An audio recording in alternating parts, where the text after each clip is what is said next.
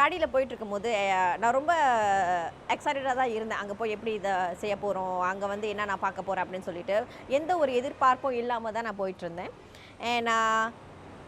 ஏன்னா நம்ம ஒரு விஷயத்தை யோசிச்சு அதை நம்ம இப்படி பண்ண போகிறோம், என்ன நடக்க போகுது அப்படின்னு நிறைய யோசிச்சுட்டு இருந்தோம்னா அங்கே போய் அதை நம்ம என்ஜாய் பண்ண மாட்டோம். ஃபர்ஸ்ட் டைம் அதை வந்து ஃபீல் பண்ணாது அப்படின்னு சொல்லிட்டு தான் அங்கே போய் எப்படி அது நடக்கும்னு சொல்லிட்டு ஃபர்ஸ்ட் டைம் அதை ரியலைஸ் பண்ணி அதை உணர்ந்து செய்யணும் அப்படிங்கிற ஒரு எக்ஸ்பீரியன்ஸ்க்காக அதை பற்றி எதுவுமே நான் யோசிக்கல. ஜாலியாக போனேன். அங்கே போனோன்னு தான் எல்லாம் ஆரம்பிச்சிச்சு. கைமாற்று. 13 நட்சத்திரங்கள், 13 குழுக்கள், ஒரே பாடம். கைமாற்று. மென் vs லைஃப். இவர்களின் உடல் மற்றும் மன வலிமையை புரட்டி போடும் ஒரு ரியாலிட்டி ஷோ. வாழ்க்கையின் கடினத்தை உணர்ந்து கொள்ள துன்புற்றோரின் வாழ்க்கையை வாழ வருகிறார்கள். தாழ்மையை கற்றுக்கொண்டு இந்த பிரபஞ்சத்திற்கு நன்றி கூறுகிறார்கள். பல கதைகள், ஆனால் மறக்க முடியாத ஒரு உண்மை. இக்கரை மாட்டுக்கு அக்கறை பச்சை. இந்த பிரபஞ்சத்திற்கு ஒரு நன்றி. இது கைமாற்று. Men vs life. I cannot wait to get started. இவங்கள்ட்ட பேசி என்னென்ன கேட்டு அவங்களோட வாழ்க்கை எல்லாத்தையும் okay, I'm just going to talk later. Okay, so 13 நட்சத்திரங்கள், 13 குருக்கள், ஒரு வாழ்க்கை பாடம். Let's get started.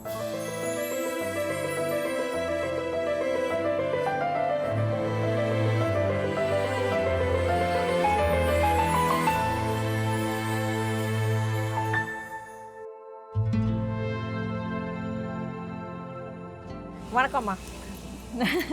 உங்க பேர் என்ன சொல்லுங்க? என் பேர் ராணி. ராணி, அது என் அம்மா பேரு. என் அம்மா பேரு செல்வராணி. ஆமா. உங்களுக்கு வயசு என்ன ஆகுது? எனக்கு 47 ஆகும். 47 வயசு. நீங்க எப்ப வேலை செய்ய ஆரம்பிச்சீங்க? அவன் 5வது படிக்கும்போது நான் வேலைக்கு வந்தேன். அது என்ன வயசு இருக்கும்? யார் பையனுக்கா? உங்களுக்கு. எனக்கு அப்போ தான் அம்மா தெரியலம்மா எத்தனை வயசு ஆகுதுன்னு அப்போ இல்லைம்மா. உங்களோட முதல் வேலை என்ன வேலையா இருக்கு? நாங்கள் அவங்க நிலத்த வேலை தான் செஞ்சோம். விவசாயம் இல்லை, அப்போ நிலத்த வேலை தான் செஞ்சோம். அவங்கள பார்க்கும்போது ரொம்ப ஒரு காமான ஒரு எனர்ஜி கிடைச்சிது அவங்கள்ட்ட. நம்ம வெரி எனர்ஜி பர்சன். ஸோ அவங்கள பார்க்கும்போது லைக் ரொம்ப சந்தோஷமா, எந்த ஒரு ஒரு கஷ்டமோ இல்லாமல் இருந்த மாதிரி தான் இருந்தது பேசுகிற வரைக்கும். இங்கே வந்து ஃபஸ்ட்டில் நான் வேலைக்கு வரும்போது 200 250 ரூபாய் இருக்கும் ஒரு நாளைக்கு இந்த கட்டட வேலைக்கு. ஓகே. இப்போ அப்படியே கொஞ்சம் கொஞ்சம் ஒரு 400 ரூபாய் 300 ரூபாய் 500 ரூபாய் இருந்தது. பொண்ணா வந்துட்டு 900 ரூபாய். காலையில் 9 மணிலேருந்து 6 மணி வரைக்கும் 3வது மாடி நிலக்கல் ஏற்றணும், மண் ஏற்றணும், ஜல்லி ஏற்றணும். இந்த வேலை மேஸ்திரி இவங்களுக்கு அவங்களுக்கு வந்து. ஆனால் அந்த வேலையில் சிலர் தப்பாக பேசுவாங்க, சிலர் நல்லவங்க. நல்லா அந்த மேஸ்திரியெல்லாம் நாங்கள் சேர் மேஸ்திரி கூட பிறந்த சகோதரர் மாதிரி ஒன்றும் பேச மாட்டார். லேடிஸ்க்கு தான் உள்ளே வரமாட்டார் அந்த மேஸ்திரி. சில பேருக்கிட்ட வேலைக்கு போயிட்டு இருக்கணும், காசு ஏமாற்றிருக்காங்க மேஸ்திரிங்க. இவர்கிட்ட வேலைக்கு வந்து காசு ஏமாற்றிருக்காரு.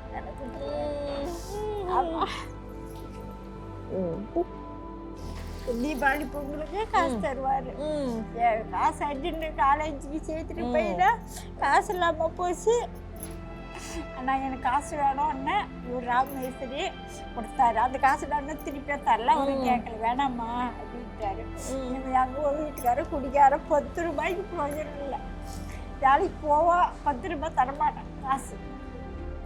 அதனால பிள்ளைய நல்லபடிக்கு வளர்க்கணும். ஓகே, நம்ம தான் கல் மண்ணை சொந்தாது நல்ல வழிக்கு கொண்டு வரணும்னு சொல்லி என் பிள்ளைய நல்ல வழிக்கு கொண்டு வந்தேன். இப்போ என் பிள்ளையும் இன்னும் படின்னு தான் சொன்னேன். அவன் படிக்க மாட்டேன் சரி அப்படின்னு சொல்லி லவ் பண்ணி பையனை ஒரு பொண்ணுங்க சனி பொண்ணு ஓகே கல்யாணம் பண்ணிட்டேன். கோயிலில் போய் கல்யாணம் பண்ணி எந்த பிரச்சனையும் இல்லாமல் பையன் இந்த கல் மண் தூக்காம கடைக்கு தான் போகிறோம்.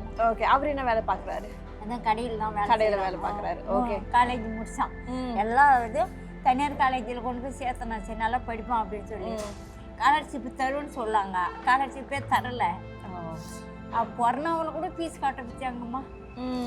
தண்டல் காசு வாங்கி ஃபீஸ் கட்டி ப்ரே பண்ணி அது இப்போ வேணாம் போகாத வேலைக்கு பையன் இருக்கட்டும், நம்மளால முடிஞ்ச வரைக்கும் நம்ம வேலை செய்யறேன் அப்படின்னு சொல்லி, முடியாத அன்னைக்கு நீ பார்த்துக்கோ, என்னால் முடிஞ்ச வரைக்கும் நான் வேலைக்கு போகிறேன் அப்படின்னு சொல்லி வேலைக்கு வருவோம். ஸோ உங்களோட வேலைன்னு சொல்லும் போது ஸோ கல் தூக்குறது, வேற மண், ஜல்லி எல்லாமே. ஸோ நான் வந்து இறங்கிற உடனே எனக்கு ஃபர்ஸ்ட் நான் பார்த்தது வந்து இங்கே இருக்கிற தூசி, பக்கத்தில் இருக்கிற தண்ணி, இந்த காற்று, அதெல்லாம். ஸோ ஒவ்வொரு நாளும் நீங்கள் இதை வந்து சுவாசிச்சுட்டு இருக்கீங்க, ஒவ்வொரு நாளும் பார்த்துட்டு இருக்கீங்க. அது எப்படி இருக்குது உங்களுக்கு? எப்படி மேனேஜ் பண்ணுறீங்க? எங்களுக்கு பழகாயிடுச்சுமா. ரொம்ப அந்த மாதிரி காவாய் ஓரம் இருந்தால் கொஞ்சம் மல்லு வருது தான் செய்யுது. அதே போல் இந்த பைப்பு, எலக்ட்ரிசிட்டி பைப் போடுறது மிஷின் போடுவாங்க, டெஸ்ட் வருதுல்ல. ஆமாம், அப்போது கொஞ்சம் துணியில் கொஞ்சம் இது போட்டுக்கணும், மாஸ்க் போட்டுக்கணும். பழகாயிடுது இல்லைம்மா, என்னம்மா செய்யுது. ஆமாம் ஆமாம். நாம் இப்போ உங்கள் வீட்டுக்கு போகலாமா? இன்னைக்கு வேணாம், வேலை செய்யுது, வேலை கட்டுடும். மதியத்துக்கு மேலே கூட்டிகிட்டு போகலாம். ஓகே, ரைட், ஓகே, சரி. இன்னைக்கு அதாவது நீங்கள் வேலை செய்யணும்னா உங்களுக்கு சம்பளம் கிடைக்காதுன்னு எனக்கு புரியுது. அதனால நீங்கள் ரெஸ்ட் எடுக்க போகிறீங்க. உங்கள் பொண்ணா நான் இன்னைக்கு நீங்கள் இத்தனை வருஷமாக எவ்வளோ வேலை எப்படியெல்லாம் வேலை பார்த்தீங்களோ, என்னெல்லாம் செஞ்சீங்களோ நான் இன்னைக்கு செய்ய போகிறேன். நீங்கள் எனக்கு எது செய்யணும்னு சொல்ல போகிறேன். சொல்லித்தரேன். ஓகே ஓகே, சரி.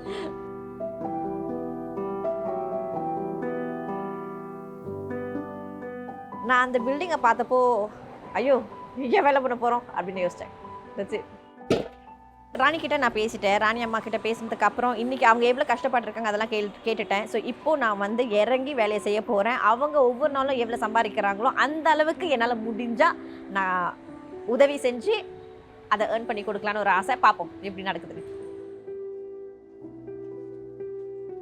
ஸோ அந்த தருணத்தில் வந்து நான் மேலேயும் கீழே அதை எடுத்துகிட்டு போயிட்டு இருக்கும்போது எனக்கு ரொம்ப ப்ரெசென்ட்டாக இருக்க முடியல. ஏன்னா என்னோட தாட்ஸ் எல்லாமே அவங்க மேலே தான் இருந்தது. எப்படி ஒவ்வொரு நாளும் அவங்க வந்து 10-15 கற்களை சுமந்து ஒவ்வொரு ட்ரிப்பில் மேலே கீழே போயிட்டே இருக்காங்கன்னு சொல்லிட்டு வந்துக்கிட்டே இருந்துச்சு. அதுக்கு மேலே என்னால் வேறு எதுவுமே யோசிக்க முடியல. நான் என்னோட உலகத்துக்குள்ளே அப்படியே ட்ரான் ஆகிட்டேன். கழுத்து வலிக்குது. வேற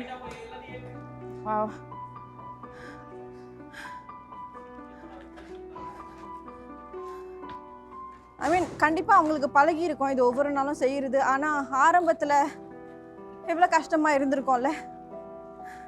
ஏன்னா அவங்களோட வயசுக்கும் சைஸுக்கும் இது பண்ணுறது.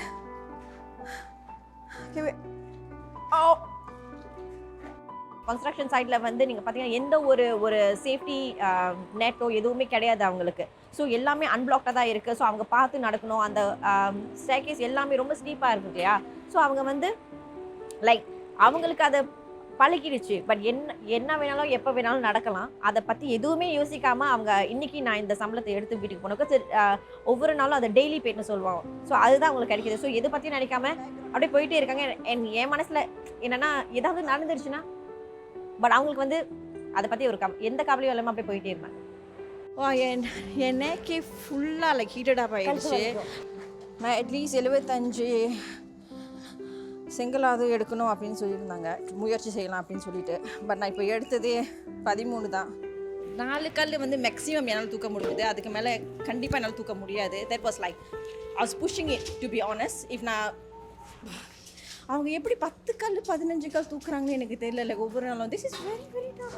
லைக் மொதல் வேலை வந்து செங்கல்ல தூக்குறது. அதை அவங்க செஞ்ச அளவுக்கு என்னால் செய்ய முடியல. ஏன்னா எனக்கு இந்த ஷோல்டர் மசில் ட்ராப்ஸ் பெயின்ஸ்லாம் இருக்குது. ஸோ அதனால் நான் அப்படியே விட்டுட்டேன். இப்போ 2வது விஷயம் செய்யணும் அப்படின்னு சொல்லியிருக்காங்க. என் மைண்ட் எல்லா இடத்துலையும் இருக்குது, சரியாக யோசிக்க முடியல. வீட்டுக்கு போயிட்டு திருப்பி சுத்தப்படுத்திட்டு சமைச்சிட்டு சாப்பிட்டுட்டு காலை 4 மணிக்கு திருப்பி எழுந்து. We are all just so blessed. So blessed.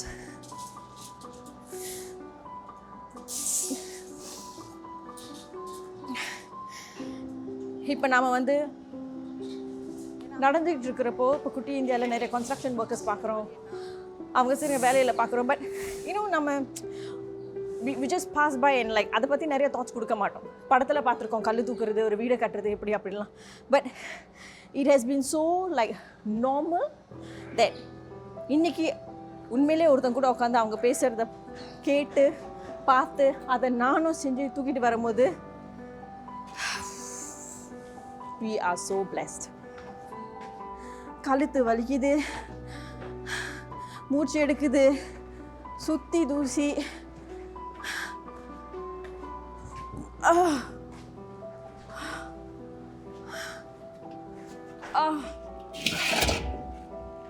Oh man. Can I take a break?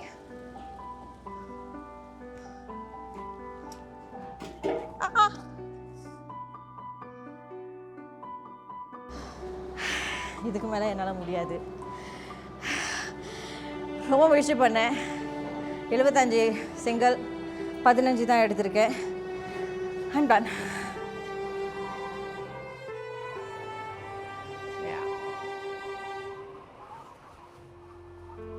கைமாற்று. Men versus life. கைமாற்று. Men versus life.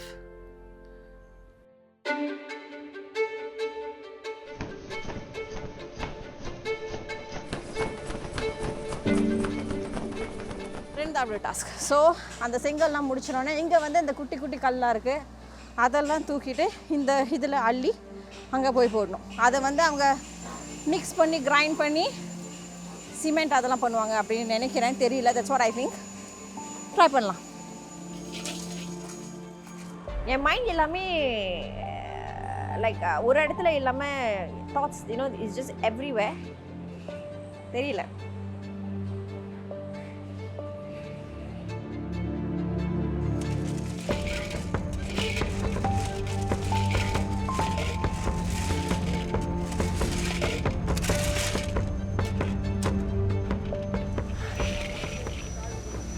Okay, செங்கலை தூக்குறதை விட இது கொஞ்சம் ஒன்று சுலபமாக இருக்குது. பட் இந்த ஹோல் எபிசோட் ஐ மீன் இந்த ஷோ வந்து இட்ஸ் நாட் அபவுட் உங்களால் எவ்வளோ தூக்க முடியும் எவ்வளோ செய்ய முடியும் அப்படின்னு கிடையாது.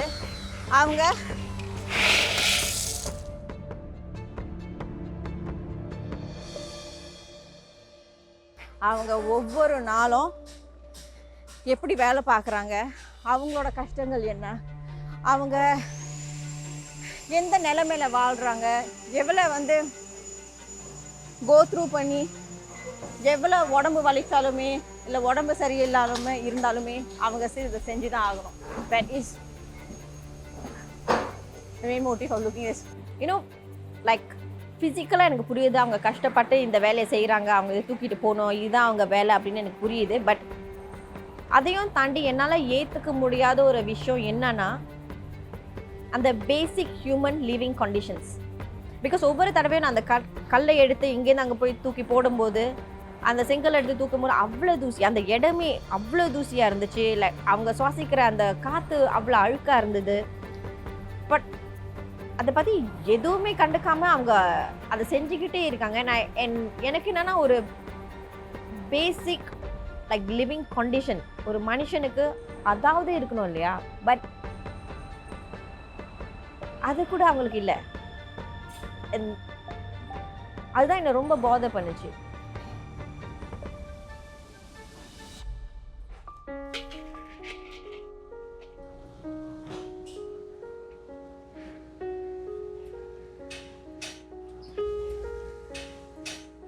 Right, every single day, count your blessings.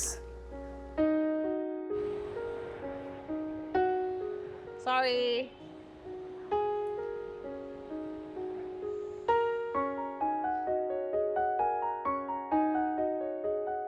So என்னோட 2 வேலையை நான் முடிச்சுட்டேன். இப்போ நான் ராணி அம்மா கூட கொஞ்ச நேரம் உட்காந்து பேச போகிறேன். இப்போ நம்ம ராணி அம்மாவோட வீட்டுக்கு வந்திருக்கோம். இங்கே வந்து அம்மா சொல்லுங்க, லைக் இதுதான் நீங்கள் தங்குற இடம்? ஆமாம், இதுதான் நாங்கள் தங்குற இடம். ஓகே, இங்கே தான் வேலை பார்க்குறோம். இவ்வளோ கஷ்டப்பட்டு நீங்கள் ஒவ்வொரு நாளும் வேலை பார்க்குறீங்க. ஆமாம், நான் கொஞ்சம் செஞ்சதுலேயே என்னால் முடியல, ரொம்ப கஷ்டமாக இருந்தது. நீங்கள் ஒவ்வொரு நாளும் எப்படி இதை செய்கிறீங்க? செஞ்சு தான் ஆகணும்மா, எங்களுக்கு படிக்காததுனால இவ்வளோ கஷ்டம். ஓகே, இப்போ நீங்கள் வந்து இப்போ வேலை இடத்துல ஏதாவது காயம் அந்த மாதிரி வந்துருச்சுன்னா இல்லை அடிபட்டுருச்சுன்னா எப்படி அந்த நாளைக்கும் நீங்கள் வேலைக்கு போய் தான் ஆகணுமா? இல்லை, அந்த நாளைக்கு வீட்டில் தான் இருந்தாகணும். நல்லா மேய்ச்சிருங்களா இருந்தால் காசு தருவாங்க. ஓகே, சில பேர் தரது மாட்டாங்க. நம்மளோட நாள்ல பணம் கிடைக்காது. ஆமாம், ஓகே, அப்படி இருக்கிறதுனால ஏதோ கை கால் அடிபட்டு இருந்தோம்னா தர மாட்டாங்க. நாங்கள் நம்மளோட கஷ்டத்தில் தான் ஏதோ கடை வாடகை வாங்கி ஏதோ செய்யணும்.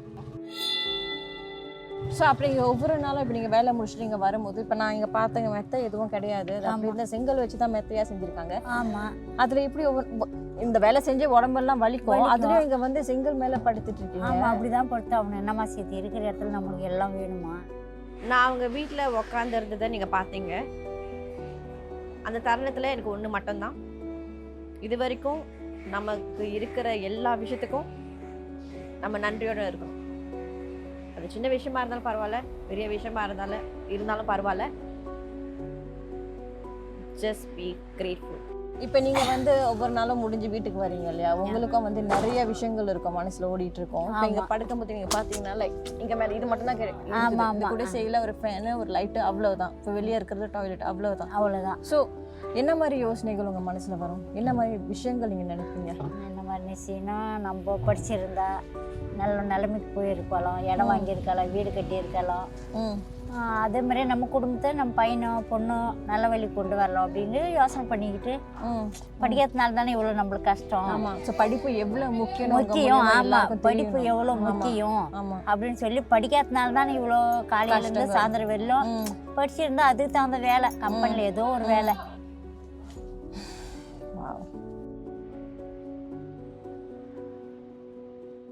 சரிம்மா, சரி, நீங்கள் வந்து உங்களுக்கு பிடிச்ச சாப்பாடுனா என்ன சாப்பாடுன்னு சொல்லுவீங்க? நல்லா யோசிச்சு சொல்லுங்கள். அது தெரியாது சார். தெரியாது சொல்ல முடியாது, நமக்குன்னு ஒரு பெரிய பிடிச்ச சாப்பாடு இருக்கும் இல்லையா? ஸோ உங்களுக்கு என்ன பிடிச்சது இருக்குது மைண்டில்? நான் இது நல்லா ஓகே, நீங்கள் போயிட்டுனா எல்லாரும் முடிவு வாங்கி கொடுத்தா எனக்கு அதே ரொம்ப தேங்க்ஸ்.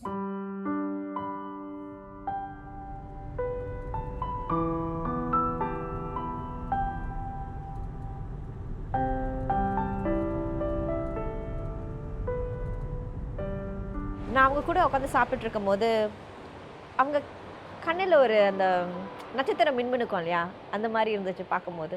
ஏன்னா அவங்கள்ட்ட நான் கேட்டேன், ஒவ்வொரு நாளும் நீங்கள் என்ன சாப்பிடுவீங்க அப்படின்னு. ஒரு காய்கறி, ஒரு ஒரு பெரட்டல் மாதிரி, அப்புறம் சோறு, அவ்வளோதான்.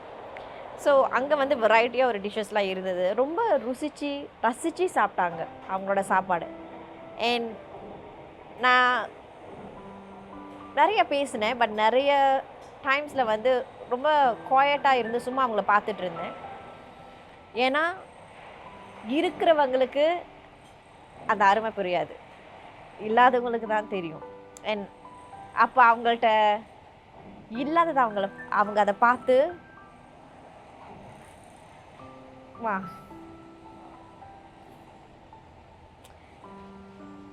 ரொம்ப சந்தோஷப்பட்டாங்க. ரொம்ப நன்றியோட எனக்கு வந்து அந்த அந்த சிரிப்பு இருந்துகிட்டே இருந்துச்சு. ஏன்னா அதை பார்க்கும்போது என் மனசு ரொம்ப நிறைஞ்சிருச்சு.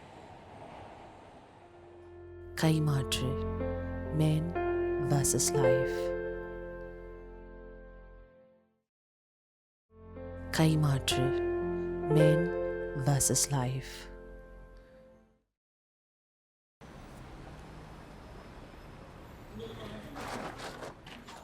வாவ், வேலையில்லா பட்டதாரி, தொட்டு பார்த்தா ஷாக் அடிக்கும் வேற மாதிரி. வா, பில்டிங் ஓன் ஹோம் அந்த மாதிரி ஒரு ஃபீல் கிடைக்குதுல்ல. அவ்வளோதான். இப்போ லன்ச் சாப்பிட்டு முடிச்சிட்டோம், மறுபடியும் இப்போ திருப்பி வேலைக்கு போகணும். ஆனால் இந்த சமயம் நம்ம வந்து ஒரு இன்னும் பிரைட்டாக சேர்ப்பியாக ஒரு பாசிட்டிவான ஒரு மைண்ட் செட்டோட போக போகிறோம்.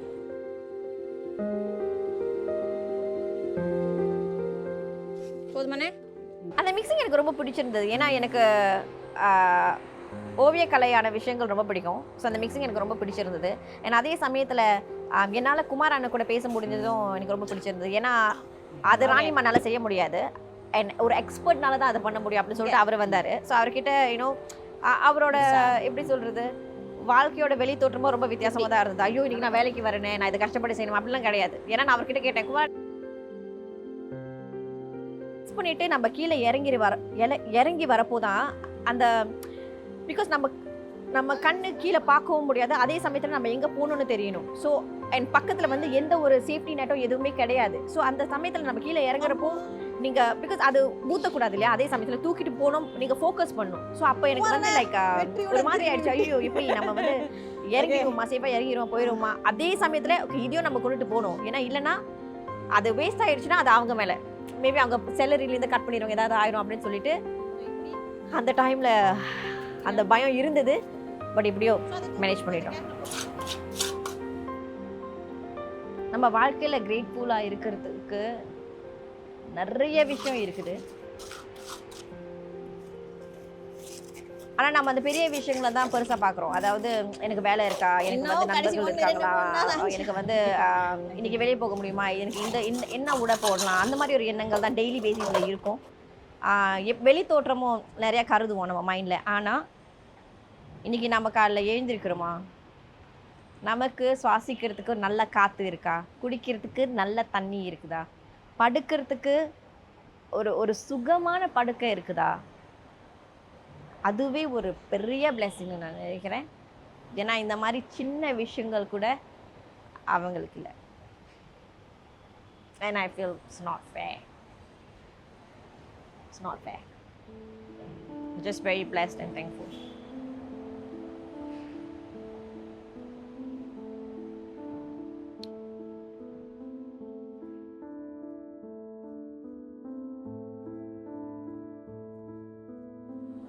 எனக்கு ரொம்ப டிசப்பாயிண்டடாக இருந்தது. லைக்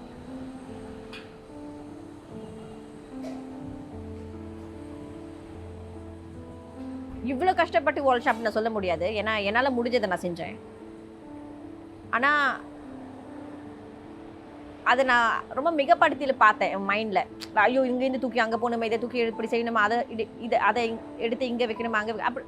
ஸோ நிறைய விஷயம் ஓடிட்டு இருந்துச்சு. பட் இத்தனோண்டு தான் கிடைக்குதா? ஸோ இங்கே பார்த்தீங்கன்னா 350 rupees. ஏன்னா உங்களுக்கு யூஸ்வலாக வந்து 900 rupees அந்த மாதிரி கிடைக்கும் ஒரு நாளைக்கு. என்னால் முடிஞ்சது இதே ரொம்ப ரொம்ப மன்னிச்சிடுங்க. என்னால் முடிஞ்ச வரைக்கும் நான் ட்ரை பண்ணேன். ரணிமா என்னை விடுங்க, நான் செஞ்சது வந்து நான் அதுக்கப்புறம் நான் பேசிக்கிறேன். உங்களுக்கு எப்படி இருந்துச்சு இன்னைக்கு? இன்னைக்கா நீங்கள் செஞ்சது தான் எனக்கே கஷ்டமாக இருந்தது.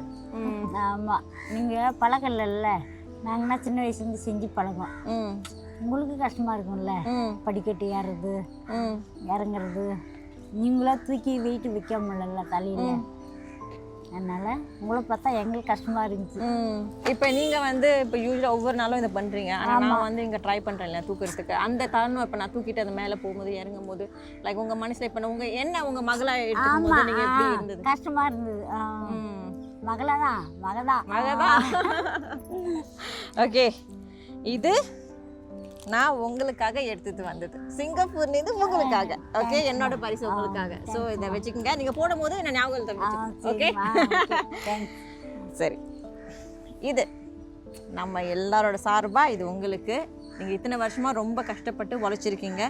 அதுக்காக எங்களால் முடிஞ்ச ஒரு சின்ன அன்பளிப்பு. ரொம்ப நன்றி ராணிமா. Thank you so much. தேங்க்யூ.